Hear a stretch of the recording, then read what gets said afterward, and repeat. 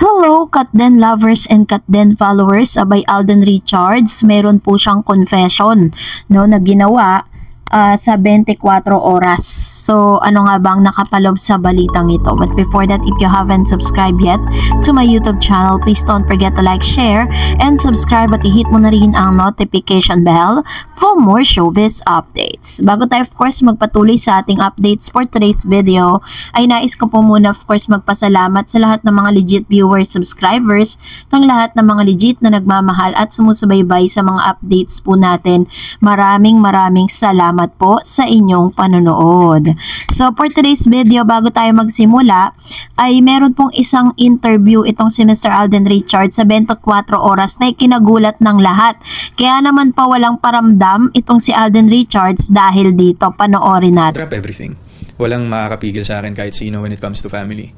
If something goes wrong or something happens, kasi of course we live in a very demanding world of show business, but iba kasing usapan pag pamilya na eh. Of course, a lot of Filipinos and a lot of our kababayans can relate to that. Blessed lang ako. Nagsalita na si Alden Richards kung bakit bigla siyang tumahimik at hindi nagparamdam sa social media. Nagluluksa kasi siya sa pagpanaw ng kanyang lolo 2 linggo na ang nakaraan ayon sa naging interview niya sa 24 oras. He said, I need to drop everything, bungad niya sa kanyang panayam. Ayon sa kanya, dahil sa pagkawala ng kanyang lolo, ay mas na-realize niya ang kahalagahan ng pamilya. Sabi niya, walang makakapigil sa akin kahit sino when it comes to family if something goes wrong or something happens, say niya. Patuloy pa ng actor, of course, we live in a very demanding world of show business, but iba kasi yung usapan kapag pamilya na. Of course, a lot of people and a lot of kababayan can relate to that. Kamakailan lamang ay naging hot topic si Alden at ang kanyang on-screen partner nito na si Catherine Bernardo sa isang episode ng Showbiz Now na si Christopher Min kasama ang co-host na sina Romel Chica at Wendell Alvarez. May kumakalat kasing chika na tila may pagbabago sa relasyon ng magka-love team na kung saan ay di na raw ganon ka-close umano sina Catherine at Alden kagaya ng dati. Matatandaan nitong nagdaang taon lang ay grabe ang ingay ng pangalan ng dalawa, lalo na nung inanunsyo ng aktres ang paghihiwalay nila ng kanyang long-time boyfriend na si Daniel Padilla. Sinasabi at nagdededmahan na lang daw si Alden Richards at saka si Catherine Bernardo ni hindi nga raw binati ni Catherine si Alden noong birthday, sabi ni Miss Christie. Pero nilinaw ng batikang kolumnista na hindi niya alam ang tunay na nangyari at baka naman daw ay nag-uusap ng personal ang dalawa. Matatandaan nitong 2024 lang nang muling nagtambal sina Catherine at Alden para gawin ang sequel ng Hello Love Again. At dahil maraming fans na nag-aabang ay talaga namang pumalo sa takilya ang kanilang bagong pelikula at kumita ito ng 1.4 billion. So dito po sa interview na ito, pinakita ni Alden Richards what is the reason kung bakit po talagang medyo matamlay yung mga ganap dito kay Mr. Alden at Catherine. So hindi po totoo talaga yung mga fake news na sinasabing nagdededmahan na. Biruin ninyo ha, during those times na nagluluksa si Alden tapos biglang babatiin na Catherine. Di ba parang hindi po siya timely.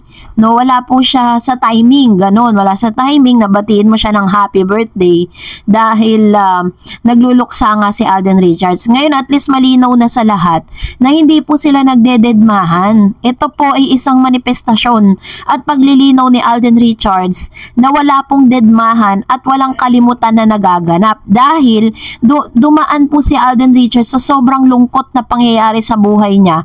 At the same time, is talagang dinrap niya lahat. Pati po yung social media niya, kinalimutan niya nung mga panahon siya po ay nagluluksa doon po sa kanyang lolo. Dito ko rin po naintindihan kung bakit yung daddy po ni Mr. Alden Richards sa si Daddy Bay ay nagalit siya or parang nag-post siya na hindi raw humingi ng permiso yung taong nag-post ng mga ganap doon po sa loob mismo ng wake ng lolo ni Mr. Alden. So naintindihan ko siya doon sa pangyayari na yon kung ano yung pinanggagalingan niya kasi parang yun yung way ng kanilang pagdadalamhati, diba? So yun po yung isa sa mga dahilan. So dahil dito ay mas nalinaw ang lahat ng mga issue ng patungkol sa dedmahan or dedmatology ng Katden. So wala pong ganong ganap. Talagang medyo ano siya, social media detox itong si Mr. Alden Richards. At bago tayo magsimula sa ating updates, of course, or sa ating pong mag-end dito sa ating topic, magbasa muna tayo ng ilan sa mga komento at reaction po ninyo patungkol naman sa ating latest updates. Unahin natin si Mr. Domingo Nick daw. Binayarin siguro yan si Christy kaya binaligtad yan. Siyempre si Daniel may palabas sa TV5. Kaya kinausap yan, dati galit yan kay DJ, ngayon bumaligtad na. Sabi naman ni Evev Paz, kahit di mag-promote sila, maraming manonood sa incognito kay ABS-CBN.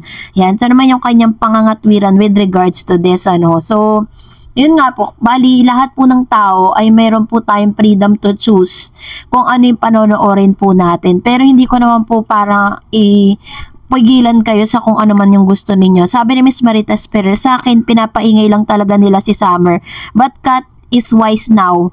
At nga niya, I am the captain. Sabi niya dito, I am the captain of my own ship. Now that a passenger private lang talaga. Angkat din si Christy at OG, bayaran yan. Yung kung baga, kung sino ang mangbigay sa kanilang malaki, doon sila mag-iingay. Hindi katulad ni Mr. Eds at Kat din. Sa tanong nila noong kung gusto makipag-date si Kat kay Alden, sabi ng yes, gusto kong mag-experience ang makipag-date kay Alden. Kung paano niya gagawin dyan, palang hint na nagde-date sila always at sila na yung team panatag. Yan. So, ito naman yung kanyang komento with regards to this, ano. So, salamat po, Ma'am Shi Marites, ano, sa inyong pagtitiwala.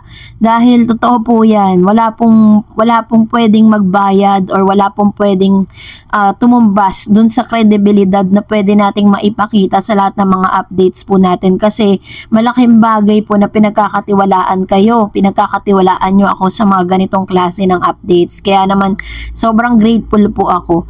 And of course, sabi ni Ma'am Shi alam na this, name your price, biglang cambio, wala nang stay sa showbiz. Business talaga. True. 'Di ba? Yan sabi ni Ma'am Shibiki, bumaligtad si Manay Christy na bayaran yun. Kasi 'di ba parang ibang-iba kung paano niya po talagang dinikdik ng husto si Daniel Padilla noon. Kasagsagan po ng Hello Love Again at lagi niya binabanggit at talagang pinagmamalaki niya ang Kat din. At sabi niya pa, meron pa ako narinig sa viewer natin, narinig niya na parang itataya niya yung kanyang karir, no? Huwag wala daw nangyari sa Kat din. Sabi ni Mr. Armando Cardona, yan talaga ang chismosa, parang para mapag-usapan nila yung itinakwil na babaero. Sabi ni Miss Glenda, bakit naman lagi niyo pinapalabas ang tungkol sa Daniel, lalo na yung pinapasikat ng summer na to, or para naman merong kayong viewers. Ayan, so ito pong comment niya is for Manay Christy Permina, no.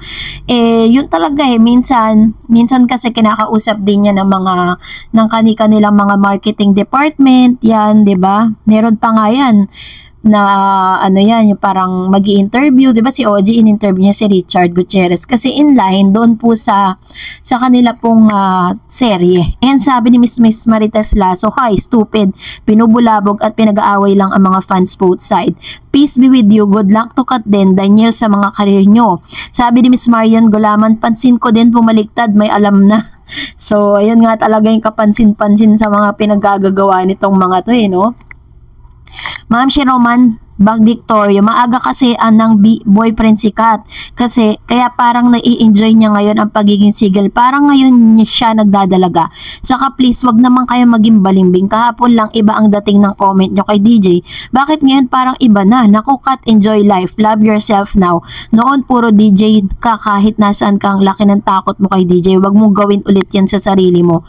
Kung hindi kayo ni Alden, okay lang, self love ka muna Kat. Yan, ito naman yung isa sa mga komento niya, no, na parang, meron nga po mga comment sa TikTok, pag nanonood po kayo doon tungkol sa Kat din, na parang nakikringe or parang iba yung pakiramdam na after mong ilang beses kang umiyak sa publiko, 'di ba si Catherine ilang beses umiyak sa publiko yan, tapos sasabihin ng ilang mga critics or showbiz critics na meron daw comeback na magaganap between, possible na magkaroon ng comeback siguro sa kanila pong project, but definitely hindi po dun sa totoong relasyon nila, kasi sa dami ng iniyak niya sa publiko, 'di ba, magmumukha naman siyang ewan, 'di ba. Sabi ni Mr. Joel Lopez, pag pinabas ng HLE sa Netflix, malamang walang binatbat na naman yung incognito ni ex-Kat din para namamayagpag sa Netflix. And also, Sabi ni Ma'am si Alexander, walang kwentang matanda, walang manonood, cut din lang kami. And Isidra, 1 year na yung story, ang masaya na at nakalimot na si Kat, malayo-layo na ang kanya narating ni Kat. Ayan, ito naman yung kanyang komento with regards to this, which is very very true. Sobrang layo na po ng narating ni Catherine. At yung pinapalabas po na storya ni ni Christopher Min, sobrang tagal na pong naganap yun. Naganap na yun noon, nung kasagsagan po na parang pinakita ni Catherine na kayang-kaya niyang kalimutan at hiwalayan si Mr. Daniel Padilla. Sabi ni Miss Corazon, Kat said in one of her interview that she likes her life now. Kita naman natin, glow niya at saya pag magkasama sila ni Tisoy. They both deserve each other. Destined to be together forever. Yan. Salamat Ma'am si Corazon sa inyo pong komento, no? Sa lahat po ng mga interview, totoo naman, napakaganda po. At makikita mo yung comfortability and compatibility ni Catherine at ni Alden Richards, So, yun yung mga nakikita natin. At the same time, yun yung nagpapalakas sa ating lahat. Sabi ni Serenato, hi Miss Tareds, kamusta po ang lahat? Lalo na sa'yo. Hope everybody doing good and well. Speaking of incognito, pinapalabas na ba sa YouTube ang depth nito? Parang wala naman ako nakikita even on Netflix. Anyways, kahit papalabas nga ito sa Free TV, hindi pa rin ako interesado. Mababa naman ang rating for sure. So, why wasting my time? After all, team palaos naman ng mga artista cast doon. Actually po, ang taas po ng concurrent viewers, live concurrent viewers, umaabot sila ng almost 664,000 viewers. Concurrent po yun kasi pag nagpi-preview sila, or pag po nagkakaroon premiere, yon live premiere, grabe po yung mga nanonood doon, grabe yung support sa social media. Hindi ko lang alam sa Netflix kasi parang hindi ata na pag-uusapan, kaya nilabas sa YouTube. So yun po yung pagkakaalam ko. And Miss Nella Odnak, magkasama ata sila ngayon sa Cambodia para promote on screening ng HLA. And Miss Gemma, baka ma'am wala siyang tanggapin regalo galing kay Alden, kaya ganyan siya. Actually si Mr. Alden, very sweet yan kay Manay Christy noon pa. Kaya talagang sobra yung sobra yung paghanga niya kay Alden. Tapos napaka-respectful niya kay Miss Christy Permin. Pinapadala niya ng flower.